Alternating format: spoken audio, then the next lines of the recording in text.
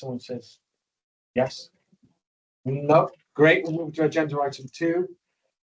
Declarations of interest. Councillor Force. Yes, please. I declare an interest in item 8 because I'm also a member of Rochester Community Council. Thank you, Councillor Forsey. And if any other cabinet members wish to declare an interest moving forward for any of the items when they realise there is an interest to declare, please do so at the time. Moving to agenda item 3, minutes from June 24 cabinet. Anyone happy to move the true record, or does anyone have any amendments? Councillor Lacey, give me a second. Second.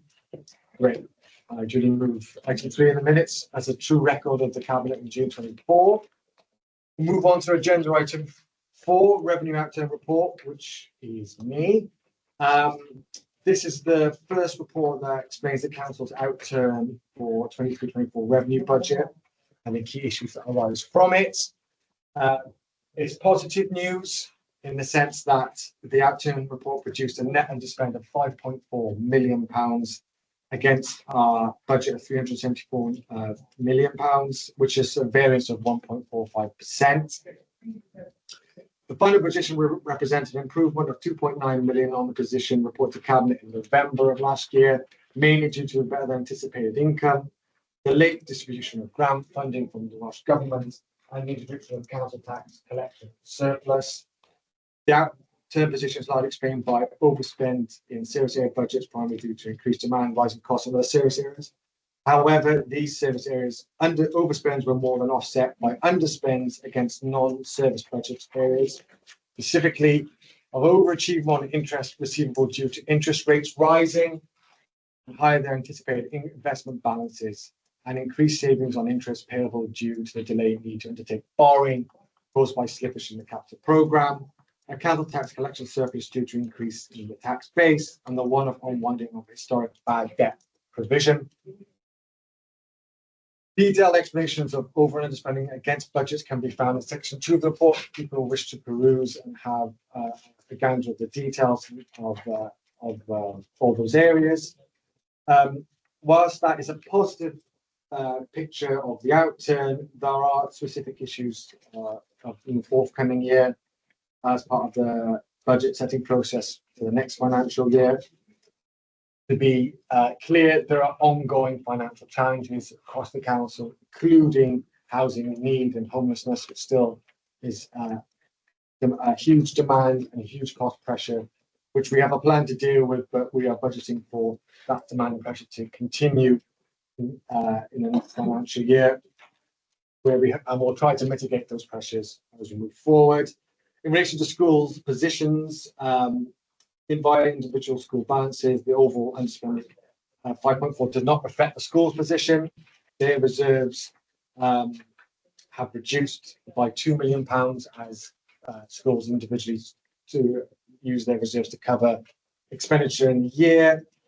Schools have now finalised their 24-25 budgets, and all but one school have set a balanced budget for the coming year. A temporary deficit licence has been granted to one secondary school, and officers are providing additional support towards developing a viable recovery plan for that school. Schools at risk of future deficit continue to be closely monitored by the finance team and educational colleagues, and regular meetings are held with the assistant head of agent to discuss each school in turn. I must add, at this point, I have visited nearly all the schools so far, bar one. I and the deputy leader, cabinet member education, I've spoken with all the heads directly to get a first-hand knowledge of the pressures they're facing and the budgets they're facing, and it's been a positive and pragmatic discussion with all the heads moving forward. So we'll see what we can do to help out schools going forward. On the underspend of the budget, the closing accounts identify a number of reserves with balances that the cabinet could consider for repurposing, amounting to nearly £2 million. In human language, the reserves we've held out, we've relooked at them and believe that we can repurpose £2 million to use for other council priorities moving forward. We haven't decided what they will be yet, but we've freed up that money to allocate to other priorities moving forward. The head of finance indicated a small number of reserves related to issues the council only approved in the 24-25 budget, and a series of reserve requests have been submitted for consideration by Cabinet, including current under budget, short-term costs, and dealing with financial impacts of operational risks. I must say, of the underspend, I've already committed to £750,000 to the Norse Transformation Programme. That is committed monies from the underspend. There might be need for further monies in this area moving forwards, but at the moment, officers are undertaking that's the cost. It's worth bearing that in mind. I asked the Cabinet consider the following proposals, note the upturn position which is subject to audit and the major variances of the year, to agree and approve the use of the underspend and other reserve transfers respectively as set out in section 5 of the report, noting the result of the Council's general earmark reserves, note the school's outturn and the position on the individual and total school reserves. In short, we're only spending 750k of the underspend. The rest of the underspend is being held in the council while officers and cabinet members consider all the pressures we're under, consider the business cases to alleviate any of those pressures, and then to fully understand all the capital pressures on this council moving forward. So we're going to hold it in reserves while we make evidence-based decision making going forward. Is there any of the members of the cabinet who wish to make a comment on this? Councillor Nix. Yes, I mean, just obviously it's seeing and underspend, but when people then listen that we've got 5 million in our coffers, they sort of say, well, what are you doing? But looking at my service area, we've already got a slight overspend in children's, and that's going to go up. So, you know, our childcare placements at the moment are coming in and they're high. We've had one recent placement that's asking for £20,000 a week. And, you know, if the court places that child, we have to pay it. It's our duty to as corporate parents. So whilst it's, you know, we have got that 5 million, it can be like decisions out of our hands. So just thank you, Councillor Lacey. Any other comments? No, we make a great point, Councillor Lacey. It's prudent for now, going into the summer, to hold this money in reserve for future pressures and demands as we move into the year. Okay, happy to approve, cabinet colleagues? Yeah. Great. I think that's approved. Move on to agenda item. Sorry, just before we move on to James' agenda item, just to declare an interest. James is next? No, it's not. No. Oh, just before we move to right, that anyway. Let's clear the interest. Yes, because of my work with the conviction. Okay. Sorry. Someone excited there. My papers are wrong then. Sorry. That's very important. Item 5 then, capital programme monitoring and additional support March 24. Again, that is me. This is our final report of the year on capital activity and provides us with an overview of the final amount of capital expenditure occurred in the year compared with allocated budget. It outlines the level of slippage and underspend incurred and provides an update on the level of available capital headroom. The report details the additions to the programme that have been identified and seeks out approvals for these additions. So moving to the additions and amendments, the first section outlines the movement in the capital budget since the last cabinet margin report was presented to cabinet in January of this year. The total value of additional amendments is £33.7 million. However, 2.9 of this was formally approved as part of the agreeing the capital strategy for 2045. Therefore, the value of additions and amendments that require approval, the majority of which are externally granted, stands at £30.8 million. 4.5 million of these additions relate to the 23-24 and took the total budget for the 23-24 financial year to £97.7 million. A further breakdown of the additional amendments is given in Appendix A. If you wish to read all the details and understand all those movements. On the outturn against the revised budget, total expenditure of £79 million, let's call it 8 million, was incurred, resulting in a variance of £18.2 million. This variance comprised a net underspend of just shy of £500,000 and more significantly slippage of totaling £17.7 million. Is necessary for this slippage to be carried forward into future years in order for ongoing and previously approved schemes to be completed. The overall value of slippage has increased by £8.6 million since the capital margin report. The amount of slippage compared to the size of the capital programme is less than in previous years, which is mainly due to the fact that a number of large schemes are now underway, but also because of reprofiling undertaken in previous months. It should be noted, however, that the overall level of slippage is still significant. It's something that needs to be managed robustly in future years. Further review of the 24-25 capital programme is required to ensure that it reflects a realistic profile. Currently, the budget stands at nearly £19.7 million, and this will be a challenge to deliver moving forward. It's necessary to reprofile this across the remainder of the programme to increase the chances of delivery against the budget and minimise the level of slippage reported in future years. On capital headroom, the report details the level of capital headroom currently available, which can be used to support new schemes and emerging priorities as they arise. This now stands at £15.5 million, having increased by £7.3 million since the last monitoring report, for approval of 600k as part of the 24-25 revenue programme, which equates to £7 million of borrowing plus of 200k of capital receipts and 1.2 million of decommitments, which has been offset by just over £1 million being allocated towards infrastructure annual sums. A lot of figures there, detailing a lot of things, so please bear with me. But if you want to read more details, read it in the detailed report. Whilst the level of headroom may currently appear reasonable, there remains a need to tightly control its use so the council is able to respond to critical issues as they arise and as when they emerge. This will require clear prioritisation of only the most pressing and urgent issues. Any opportunity to further increase headroom will need to be taken so it's possible to support as many priorities as possible and ensure that sufficient funding exists to respond to any issues that do arise. In other words, we need to be prudent and be careful around our headroom to be able to agile, nimbly move to more capital projects as they emerge in the current financial year. On prudential indicators, the 2021 Treasury Management Code introduced a new requirement that monitoring the Treasury Management indicators and non-Treasury Management indicators should be reported on a quarterly basis. These are detailed in Appendix D of the report. As of 31st of March 2024, the authority has complied with all of its Treasury Management indicators. We are asked to approve the additions and amendments detailed in the report, totaling £30.8 million, and approve the slippage of budget of £17.7 million in future. We are also asked to note the level of capital headroom currently available and note the authority's compliance with the prudential indicators which are included within the report. Any cabinet members want to ask any questions or make any comments? No, but at this point, I just want to declare that I sit on Bill Primary School about the Whitehead's new build. So I could just note that down and reckon. Not another interest in capital. Brilliant. Can I have approval for that capital report? Thank you, cabinet members. Right, moving swiftly on to agenda item 6, the share propensity fund update. Councillor James Clark, give me a break, please. Thank you, leader. Okay, so my report, I'll go through the proposals at the end, but the report I've got in front is a really positive report.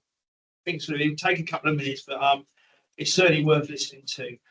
So what the report does is it provides an update of the progress made in allocating and spending the Shared Prosperity Fund. This funding was sought to replace previous regional funding received from the European Union. The primary goal of the SPF is to build pride and increase life chances across the UK. It is intended to boost productivity, pay, jobs, and living standards by growing the private sector, especially in those places where they are lagging. Create opportunities and improve public services, especially in those places where they are weakest. Restore a sense of community, local pride and belonging, especially in those places which this may have been lost. And empower local leaders and communities. The Shared Prosperity Fund focused on the 3 core priority areas: community in the place, supporting local businesses, and people and skills. There is also a separate allocation of support for adult numeracy called Multiply. Newport received the core allocation of 27 million with an additional 5.4 million to invest via Multiply. So that's sort of background to this. The priority projects for Newport were established for a public consultation in November 2022. The consultation is important to identify and understand local priorities for investment in Newport. These priorities will form the local investment plan and was approved by Cabinet in May 2023. Colleagues will find, if you want to, or keep with me on this, colleagues will find a copy of the local investment plan in Appendix 1 in your papers, and you'll see that a total of 67 projects have been approved under the three core priorities. Given the tight timescales and need to deliver projects at pace, Cabinet also gave delegated authority to the SBF board, which comprises of senior officers from across the council, to oversee the administration of the scheme. This included managing claims and monitoring outputs and outcomes. New projects were also agreed under these delegated powers in consultation with the previous Cabinet member for economic growth and strategic investment. Following the appointment of our new leader and Cabinet in May, delegation needs to be amended to the Cabinet member with the regeneration portfolio. Updates on individual projects delivered by the council continue to be provided by the responsible service area to their relevant Cabinet member. In terms of progress on the delivery of the projects and priorities contained in the local investment plan, as I said, there are 67 projects approved at various stages of delivery. There are also a number of external groups and organisations who have received funding, including local businesses and heritage, sport and cultural groups. Over £400,000 of grant funding has been awarded to a number of local providers, including Newport Rising, Operasonic, Urban Circle, and Newport Aces Basketball Club. But there are many more. So really sort of positive news there. Other key projects which have received funding also include works on the Monmouthshire and Brecon Canal, purchase of Tredegar Park, and upgrade works provide a new splash park play facility, funding for the Newport Yemeni Community Association, which has helped over 300 people, warm spaces funding to 27 organisations, which supported 624 sessions for our least resilient residents, developing a standalone English for speakers of other languages training, which has seen 404 referrals in 8 months, with further training sessions being created due to demand, and the establishment of the new Court Exchange venue, providing 500 plus capacity for live music venue in the city centre, and supporting the delivery of the Welsh Tech Week, the nation's primary technology conference, attracting a global audience of thousands. And the list goes on, but I will not go on with that one. Importantly, the feedback has been positive, and that's so key, with a number of local organisation community groups telling us that the Newport application process has been one of the easiest to access. We're currently in year 3 and the final year of the current programme, and officers are working hard to ensure that every penny allocated to Newport is spent in Newport for the benefit of our local businesses, communities, and residents. Prior to the recent general election, the former UK Conservative government was being lobbied by the local authorities across the UK and the Welsh Local Government Association to extend the SBF programme by at least 12 months. And there's a reason for that. It was to make up for the loss of year 1 of the programme, which was affected by the lack of proper governance and administration by the former UK government. Realistically, they were slow out the blocks, and we lost time on that, and that affects our residents. So with the new UK government, the future funding arrangements are not yet known, but we will continue to ask for extensions of the scheme in order to ensure that we do not lose momentum whilst any further funding programme is being developed. It is clear that Newport residents and businesses are benefiting from SBF funding, and this is having a positive impact. We will continue to deliver the priorities identified in the local investment plan, because these are what our residents have told us are important to them. I therefore ask colleagues to note the progress being made in the delivery of the SBF funding since Cabinet approved the local investment plan in May last year, and also to acknowledge the recent changes in Cabinet portfolios to agree that delegated authority is amended to the Cabinet member with responsibility for regeneration. Thank you, Councillor Clark. Any questions, Councillor Clark? Councillor O'Donnell. It's more of a comment than a question, if that's okay. I welcome the change, not just the space and room that we're in, but also a forward-thinking way. I want to say this administration is brought forward in terms of delegating that responsibility of regen and passing that on to our communities. It's important to note that local businesses, community organisations, as you alluded to, Councillor Clark, but also thinking differently, and those light bulb moments really makes a difference. It's not just about evidence, but it's also about, I think, inspiring our youngsters. And we're a growing population, with a large youth population, and I like to thank you. Thank you. I think, sorry, to answer it quickly after that.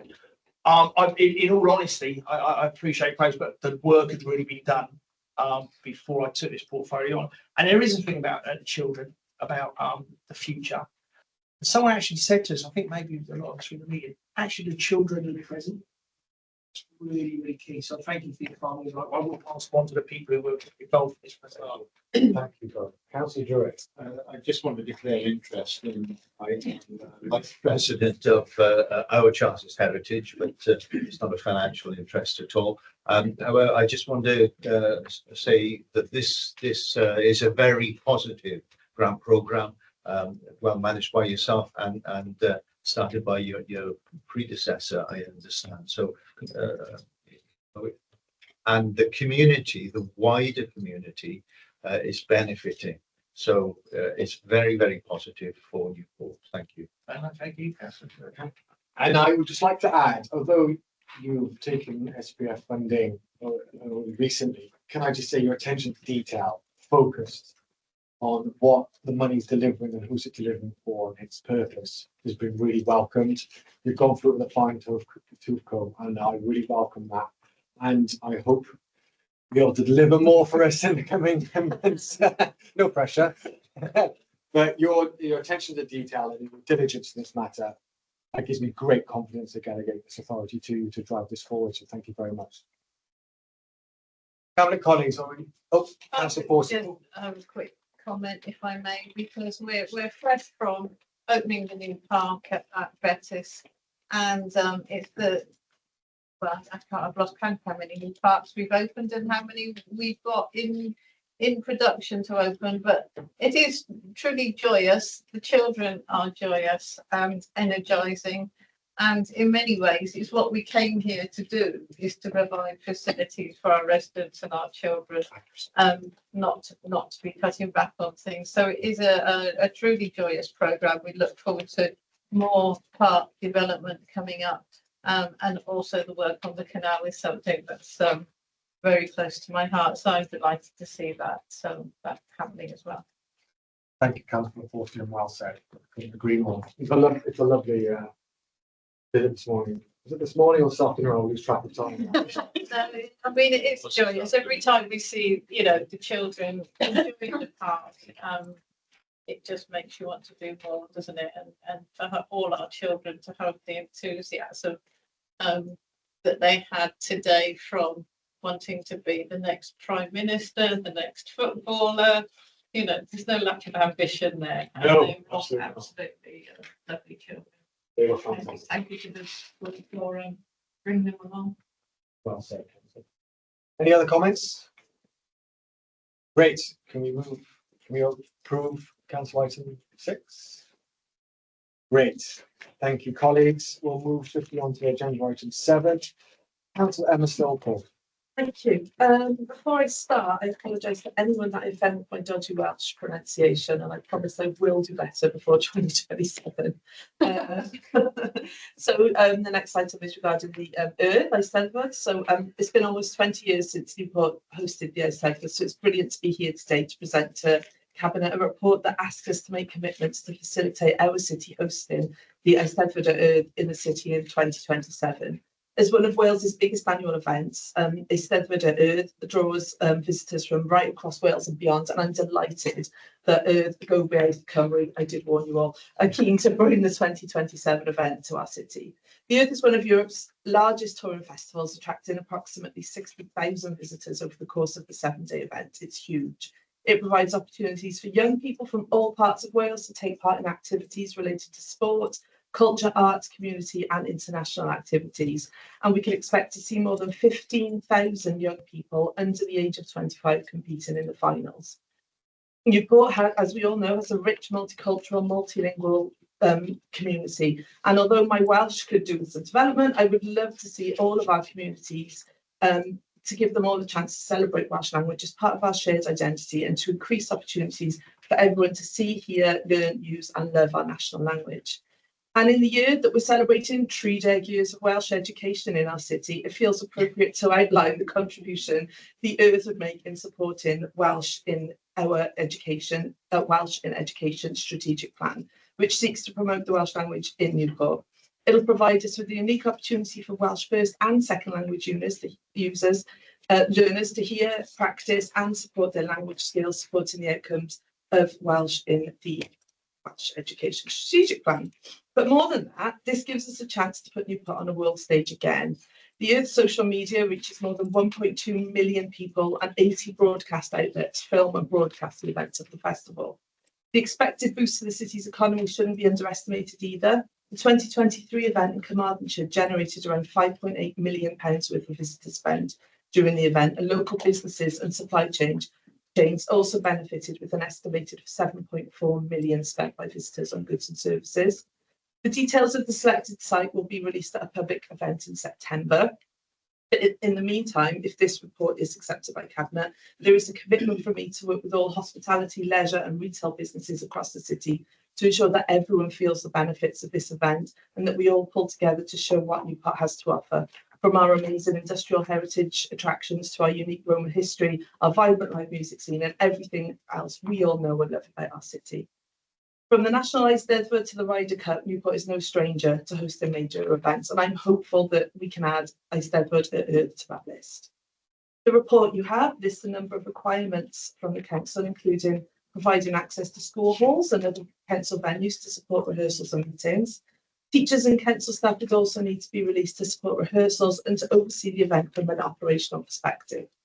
In respect of the financial contributions, the report confirms that the event costs in the region of 2.4 million. The majority of this is provided by funding from Welsh Government and sponsorship, but all host authorities ask for a contribution of up to £200,000. In our case, this would come from the events reserve. The work of getting this event to this stage is no mean feat, so I must thank the previous Cabinet member, Councillor Jane Mudd, for her hard work on this prior to me taking over the portfolio, and I must also thank our hard-working officers who've helped lay the foundations for the event. I ask that Cabinet confirm our commitment to hosting the Eisteddfod Earth nearly in 2027 in order to not only showcase our city as a fantastic place to visit, but also supporting the council's aims and objectives of the corporate plan, Welsh Education strategic plan, Welsh language strategies, and most importantly, supporting our local businesses. Thank you. Any other councillors who wish to comment? Councillor Mason. Yes, just a comment, which I absolutely welcome it. It's brilliant. You know, something that's part of our history. I remember when I was in school, we used to do the Eisteddfod, and funny enough, myself and Councillor Drew are actually learning Welsh at the moment through Wildfire. So I'm sure we both are reading a poem, won't we? But you know, it's amazing, you know, to get the whole city involved. You often see it in North Wales, don't you, or West Wales, so it's really lovely to see it at South East Welsh region, which is obviously sometimes we get a little bit anglicised, and that's our Welsh heritage. So this is going to be brilliant, and looking forward to our practicing our Welsh skills when it comes along.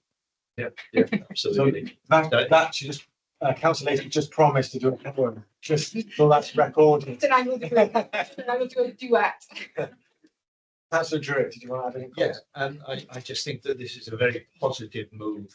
It's really brilliant. We must support this with council funding for the event. I think that Welsh is very important, not only in the heritage of the city, but it's important today. And John Frost, Charters leader, he was a Welsh speaker, and you know, what's happened since that time is that Welsh was suppressed, and children in schools were made to stand in the corner if they spoke Welsh. So I think getting Welsh back and youth movement back into Newport, the liveliness of youth movement and liveliness of Welsh language of heaven, I think that's a good move forward. Very, very positive. Well said, Councillor Jurek. We're a proud Welsh city and proud of our traditions. Unfortunately, I was the last school year not to have mandatory Welsh. I won't be reading a poem, but I will endeavour to improve my Welsh. I must say I visited our Welsh medium secondary school because they were very excited about this move. And the children and the staff really buoyed by it, and we're already making preparations, and that's so pleasing to see. I can't think of one of the better reports to us today. Any other comments? I want to echo Councillor Hewitt's statement. It very much links into democracy as well. You know, the Welshness of the city, and just going back to what Councillor Lacey said and where we are strategically in the country. I think you alluded to that, Councillor Lacey, in terms of, you know, North Wales and West Wales. The identity is a lot stronger over there. It's about pushing it, you know, towards the southern part of the country. And how do we go about doing that? It's the younger and future generations. We need to instill the Welshness and the identity through public service. I think that goes right across the service areas, really. So yeah, thank you. Thank you, Councillor Dan. Chief Executive, please. Thank you very much, Leader. Just to add, I think it is a really exciting opportunity for the city, particularly given our growth as a young city in Wales. But also, I think, you know, celebrating and building on Welsh culture as part of our broader cultural diversity as a city, and certainly the officer conversations that we've had with the youth reinforce that. So we really see this as an celebrating Newport and its cultural offering and its cultural diversity. So really good, looking forward to it and to working on it with the cabinet. Thank you. Cabinet approved. Agenda item 7? Yeah. Fantastic. Okay, thank you all. Agenda item 8, public rights of way going to 58 Jubilee Park. Councillor Ian Howell. Thank you. Right, the purpose of this report is about the outcome of a public consultation on the permanent closure of footpath 406/58/1 in Rogerstone, Newport, due to river erosion and safety concerns. Footpath was established in 1959 as part of the development of the former Alcan site. In more recent years, it has been popular among residents and school children as it linked the Jubilee Park estate to the Rogerstone welfare ground and the countryside beyond that. A section of the riverbank sadly collapsed in January 2023 after a storm event, which resulted in a section of the public footpath becoming unavailable and the areas in the vicinity of the collapsed path being dangerous. Whilst the council has no legal duty to reinstate the sections of the path that have collapsed, we are aware of the loss of immunity suffered by local residents as a result of the riverbank erosion. The council has therefore tried to contact the responsible landowner to discuss the carrying out of the necessary repairs. Unfortunately, the responsible landowner hasn't been successfully identified to date. Council will continue with its efforts to identify the landowner and search for a viable solution, including viable funding solutions to replace in the path. While this work is ongoing, the council has outlined an alternative route for those wishing to access the welfare ground from Jubilee Park Estate. The consultation itself received 154 objections and a petition with 1,500 signatures, mainly those objections being on the grounds of loss of amenity, unsuitability of the alternative route, breach of planning conditions, and impact on local businesses and facilities. The alternative route is safe, well lit, and compliant with the Equalities Act. Therefore, the report concludes that there are no valid objections against the traffic regulation order on health and safety grounds. However, in consulting on this permanent traffic regulation order, TRO, the council has also considered the consequences of making this order. It has been noted that the TRO would require significant levels of physical measures to prevent access, which are considered to be costly, possibly ineffective, and would also hinder any future reinstatement, as the order would then have to be reversed to reinstate the highway rights. Until the point at which a long-term decision regarding the path's future can be made, officers have made a recommendation to the council's cabinet that the path remains fenced off in the interests of public safety, with warning signage to be clearly displayed around the fenced off area. We would strongly urge everyone to heed the warning signage and not attempt to use the dangerous missing sections of the footpath. But I would reiterate that alternative funding solutions are being actively investigated by the council. Ideally, I think we would all like to see this lost footpath restored for the residents of Jubilee Park Estate. So just moving on to the recommendations, I asked this cabinet decline to confirm the permanent TRO that would prohibit pedestrians from using the path. Instead, I asked that the council retain the sections of path that are unaffected, and that sections where the public right of way has been lost and is unavailable, advise the public to use the alternative route along the adopted highway. This represents a lawful solution that maximises the utility of the remaining sections of the footpath and would enable the lost part of the footpath to be reinstated at a later date, should hopefully a suitable funding source be identified. Thank you, Councillor Howard. Councillor Porter, is there anything you wish to add? Just following the advice from our senior legal officer, I'd just say that I don't have a pecuniary interest in this. But we do recognise the importance of this path to the members of Jubilee Park. And I appeal to people not to use the dangerous path as it is at the moment. Absolutely. Thank you, Councillor Forsey. Any other comments? Councillor Druitt. The report is a very sensible, prudent and wise move. Yeah, I think it strikes, the right balance to enable continuing investigation, but protecting residents. Yeah. Any other comments? I think the report highlights critically that our primary concern is the safety of residents, and we really urge all residents not to use that path as we look for solutions to the issue. Cabinet members, are we content with the recommendations? Thank you. Move to agenda item 9, property services review. Again, Councillor Rian Howell. Okay, in March, Cabinet agreed to establish a new model for the delivery of property services at the end of the current joint venture, JV.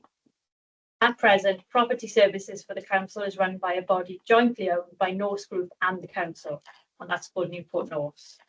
The Norse JV was established in July 2014 and comes to an end in December 2025 as it stands. Over the last 9 years, this arrangement has rebated over 4 million to the council to support the delivery of services to Newport residents. The current partnership provides a range of services, including facilities management, estate management, design and building maintenance, premises management and cleaning. Supported by a member-led scrutiny reviews, we have agreed previously to set up a wholly owned local authority trading company, or LATCO, because we all like abbreviations, which supports our corporate plan and social value aspirations. This report considers the next steps, including the use of reserve funds to develop the model and recommend a start date of the 1st of April 2026. The report sets out how the previous cabinet recommendations have been progressed and the significant officer work to develop a business case. Project leads have continued working with Norse, key stakeholders and external partners to analyse budgets and service delivery requirements. The purpose of the financial business case is to quantify the costs and benefits of establishing a new model, taking into account potential risks and variances. This report demonstrates the likely costs of setup and the payback period of a projected 4 years. The report further highlights that the costs are neutral within the options over the same 4-year period, with a new model providing significant financial and social value benefit potential over the longer term. If Cabinet agree with this proposal, then progress can be made to set up the new company funded by reserves, as agreed within the revenue report to Cabinet on today's agenda. The report also considers the issues with an end date of the 31st of December 2025, which was the originally considered date, and proposes an extension to the 31st of March, so 3 months on roughly, 31st of March 2026, Importantly, the scrutiny recommendation that the model can be expanded to consider more services is a consideration in this setup. The next stage is for officers to develop a business plan, and Cabinet will receive a further report on this. I'd also like to take the opportunity here to thank the officers and the scrutiny committee for all of their hard work on this. I'd also like to recognise and thank the Norse workforce for working so collaboratively and positively with us as we plan this important change. So moving on to recommendations, Cabinet's asked to agree for work to progress the formal setup of a local authority trading company for the use of reserve funds as outlined in the report for the one-off transition costs, to give authority to enter into the 3-month timeline extension for the current arrangement, and to receive a further report setting out the anticipated financial position of the LATCO, how it meets the Council's strategic intentions and achieves social value, providing an indication as to its viability and sustainability. Thank you, Councillor Howells. Any comments? Councillor Howells on the side. Just me then. Me and Councillor Howells visited Norse, spoke to the directors about this, and you know, our commitment to the workforce is there, and I think they had a good buy-in, and that's testament to the officer's groundwork, speaking to the workforce, outlining our plans, and honestly create a system that works better for the council and the workforce moving forward. And in my view, this is only the start of ambitious plans around migrating to services to a more effective and efficient model. So this is the start, and as you can see earlier in my report, I committed £750,000 to this to support this endeavour, and look forward to seeing reports going forward on this and its progress. So thank you for your leadership on this. Thank you.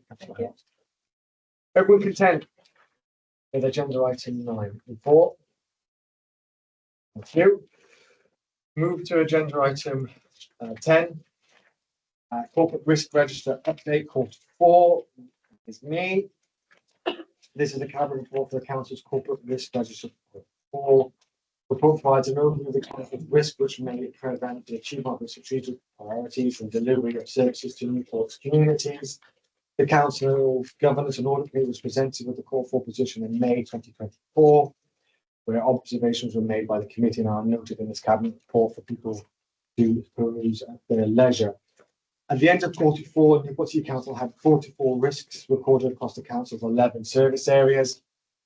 15 out of the 44 risks were recorded in the corporate risk register, 9 severe risks, 6 major risks.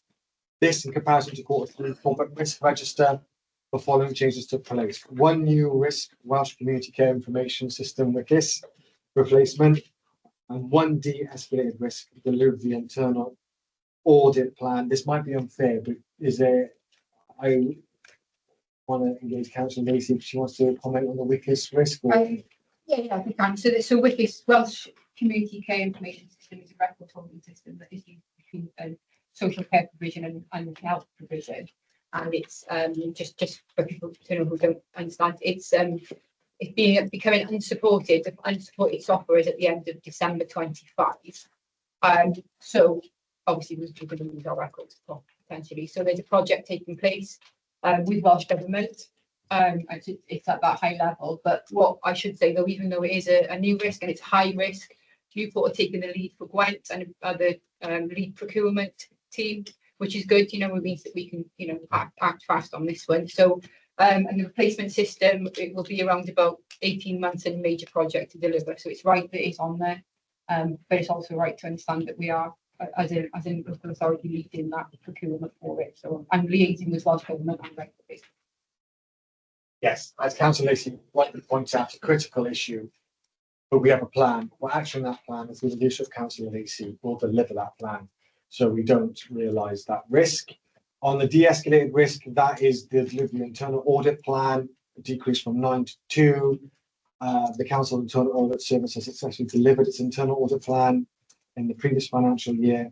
The Head of Finance also secured the support of Southwest Audit Partnership in the delivery of the 24-25 internal audit plan, as well as appointing new auditors to the team. The risk will continue to be monitored by the finance service area in this financial year. Conclusion, Cabinet are asked to consider the contents of the corporate risk register and continue monitoring progress of actions taken to address the risks identified in the report. Any comments or observations? Okay, are the Cabinet content with agenda item 10? To approve. Agenda item 11, a lot on today's Cabinet. Welsh language and report. Councillor Pat Druitt, please. So this report was prepared after consultation with the Welsh Language Implementation Group, and I want to thank them, council officers, for all the work that's gone into the report. Welsh Language Monitoring Report 2024 highlights Newport City Council's achievements, performance, and compliance with statutory Welsh language duties. Council remains committed to enhancing Welsh language services for residents, stakeholders and staff. Significant positive progress has been made in promoting and growing the Welsh language through initiatives aligned with the 5-year strategy. These initiatives include creating new resources such as the Many Faces of Welshness video series and the Work Welsh Cymraeg Gwaith scheme, fostering engagement among Welsh speakers in Newport. Particularly prominent, and you will have seen this, is the bilingual signage on throughout the city, particularly on the buses, where you see Gwyrdach, Craffach, and Saffach, greener, smarter, safer. And so, in collaboration with key stakeholders, has produced inclusive resources to meet the city's range of demands. I thank especially Welsh Language Champion, who has been pivotal in raising the Welsh language profile within the council and the broader community. Plans for the upcoming year aim to expand opportunities for residents, partners and staff, ensuring the Welsh language's continued growth and prominence. The report, mandated by Welsh language standards under the Welsh Language Wales Measures 2011, marks the 8th year since these standards were passed, and it details compliant progress, key achievements and future priorities, underscoring the council's dedication to fostering a bilingual environment in Newport. I propose that this is approved and recommended to full council action by the corporate management team. Thank you, Councillor Druitt. Any comments for Councillor Druitt?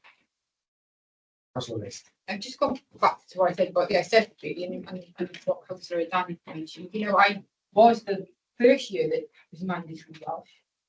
I absolutely hated it. And at the time, it was a dying language, I suppose. Back, you know, I'm from the Rhondda originally. It was a dying language because, as Councillor Druitt alluded to, it was you weren't to speak Welsh and you were given the Welsh, not you understand in the class. So our sort of older, our generation didn't. So it's really nice to see that, you know, 30%, almost 30% of our staff have some level of Welsh, that we are becoming a bilingual city. Because again, for that southeast region, that 20 years ago wouldn't have been known. You know, it was all again West Wales and Figway. So it's really, really nice to see the progression of this report and how it's been and actually tangibly done in the city, not just a report for the sake of it. So it's nice to see that we are making tangible steps towards it. Okay, can I just come in on that one? And I think this is something that's important, that we raise the positive profile of speaking Welsh and having Welsh as part of Newport's culture. There are siren voices out there which say, oh, you know, this is too expensive, we can't afford it, so on and so forth. But I think we need to reinforce the positive aspects of Welsh and Welsh speaking and Welshness. Well said. Councillor Howard. Yeah, similar to what Councillor Lacey was going to say, really, you know, I had to do mandatory Welsh, but, you know, it wasn't quite the same. I think it's gained a lot of traction since then. And it's a huge regret of mine that I'm not bilingual.